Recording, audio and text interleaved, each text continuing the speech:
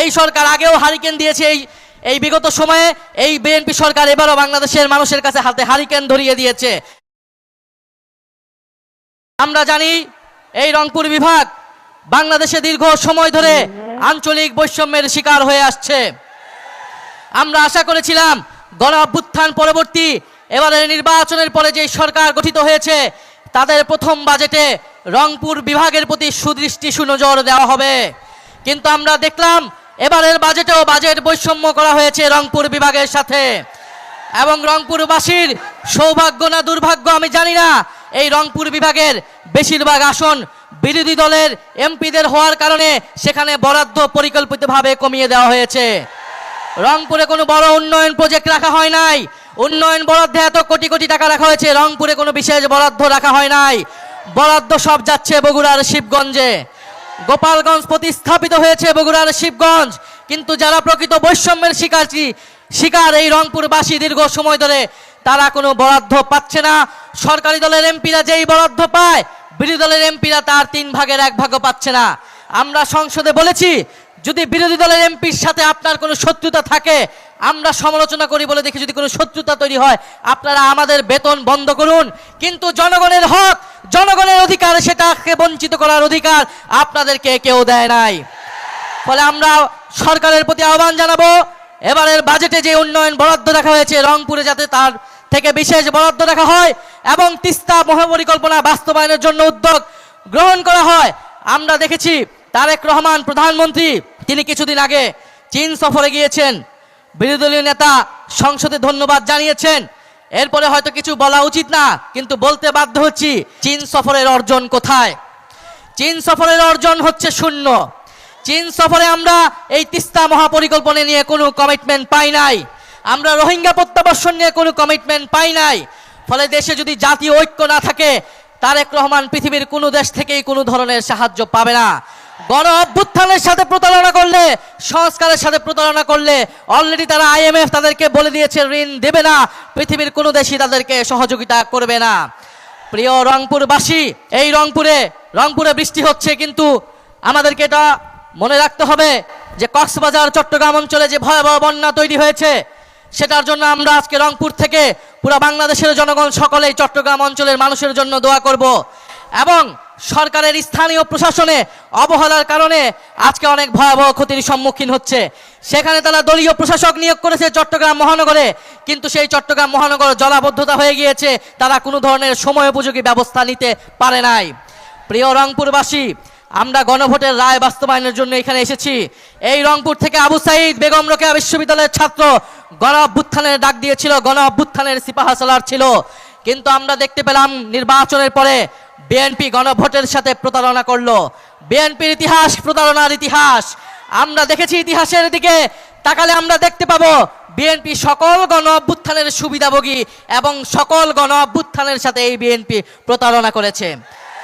এইখানে আমার থেকে যারা বয়োজ্যেষ্ঠ আছেন, অভিজ্ঞ আছেন, তারা ভালো বলতে পারবেন 90-এর গণ অভ্যুত্থানের পরে সকলের দাবি ছিল তত্ত্বাবধায়ক সরকার। সেই তত্ত্বাবধায়ক সরকারের মাধ্যমে বিএনপি ক্ষমতা এসেছিল এবং সেই তত্ত্বাবধায়ক সরকারকে অস্বীকার করেছিল। তার ফলাফল কি হয়েছিল? বিগত 16 বছর বিএনপিকে এই তত্ত্বাবধায়ক সরকারের দাবিতে রাজপথে ধুকে ধুকে নির্যাতিত হতে হয়েছিল। আজকে বিএনপি যেই গণভোটের কারণে, যেই সংস্কারের কারণে, যেই জুলাই সনদের কারণে বিএনপি ক্ষমতায় আসতে পেরেছে, তার সাথে বিএনপি প্রতারণা করছে। গণভোটের সাথে প্রতারণা করেছে, বিএনপি 31 দফার সাথে প্রতারণা করেছে, বিএনপি জুলাই সনদের সাথে প্রতারণা করেছে, বিএনপি গণতন্ত্রের সাথে প্রতারণা করেছে। প্রিয় রংপুরবাসী, আমরা দেখছি সারা বাংলাদেশে বিদ্যুৎ নাই। বাংলাদেশে গ্রামে গঞ্জে আবার মানুষকে বাধ্য হয়েছে মানুষ হারিকেন জ্বালাতে। এই সরকার আগেও হারিকেন দিয়েছে, এই বিগত সময়ে এই বিএনপি সরকার এবারও বাংলাদেশের মানুষের কাছে হাতে হারিকেন ধরিয়ে দিয়েছে। বিদ্যুৎ দিতে পারছে না, কর্মসংস্থান দিতে পারছে না। এই বাজেটে কোনো ধরনের অর্থনৈতিক সংস্কার রূপরেখা রাখা হয় নাই। ব্যাংকগুলো কিভাবে ঠিক হবে, দেশের টাকা কিভাবে ফেরত আসবে, কোনো ধরনের সুপরিকল্পনা এই সরকারের নাই। ফলে আমরা বলবো আপনি এভাবে দেশ চালাতে পারবেন না। দেশ চালাতে অলরেডি ব্যর্থ হয়েছেন, আইন শৃঙ্খলা পরিস্থিতি মোকাবেলায় ব্যর্থ হয়েছেন, কর্মসংস্থান সৃষ্টিতে ব্যর্থ হয়েছেন, সংস্কার দিতে ব্যর্থ হয়েছেন। যদি দেশ পরিচালনা সঠিকভাবে করতে হয় অবিলম্বে গণভোটের রায় বাস্তবায়ন করতে হবে।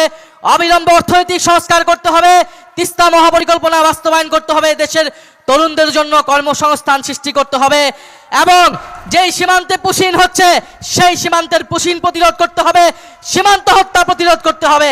যদি সীমান্ত হত্যা প্রতিরোধ করতে না পারেন, যদি পুশিন প্রতিরোধ করতে না পারেন, তাহলে নিজেদের দল থেকে জাতীয়তাবাদী শব্দটি কেটে ফেলে দেন।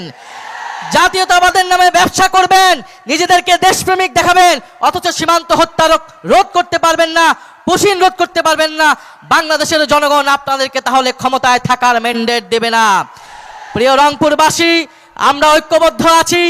আপনাদের উদ্দেশ্যে এটাই আহ্বান, সংসদ এবং সংসদের বাইরে ঝড় বৃষ্টিরও যত প্রতিকূলতা থাকুক, গণভোটের রায় বাস্তবায়নের জন্য, সংস্কার বাস্তবায়নের জন্য আমরা রাজপথে থাকবো। আবু সাঈদ আমাদেরকে দায়িত্ব দিয়ে দিয়েছে, শহীদ মুগ্ধ আমাদেরকে এই দায়িত্ব দিয়েছে, শহীদ ওয়াসিম আমাদেরকে দায়িত্ব দিয়েছে, আমাদের ভাই ওসমান হাদি আমাদেরকে এই দায়িত্ব দিয়েছে এই দেশকে সংস্কার করা, এই দেশের আজাদী এবং সার্বভৌমত্ব রক্ষা করা। প্রিয় রংপুরবাসী, পরিশেষে একটি কথা বলে যেতে চাই।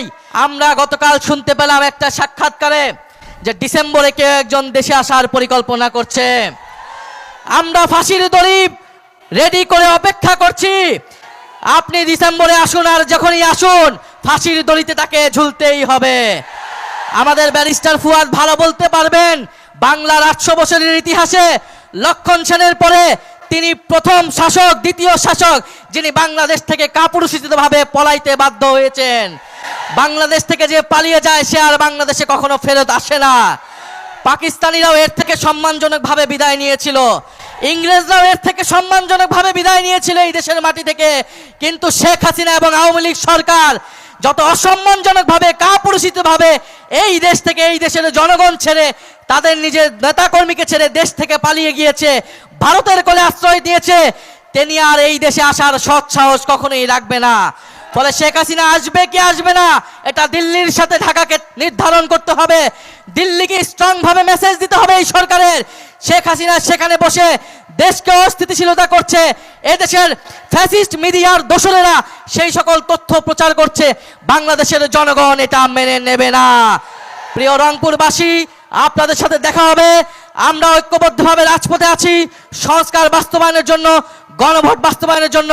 ইনশাল্লাহ অচিরেই আপনাদের জন্য আন্দোলনের ডাক আসবে এবং সেই ডাকে আমরা সফল হব ইনশাল্লাহ। বিদায় নিচ্ছি। আসসালামু আলাইকুম। ইনকিলাব জিন্দাবাদ।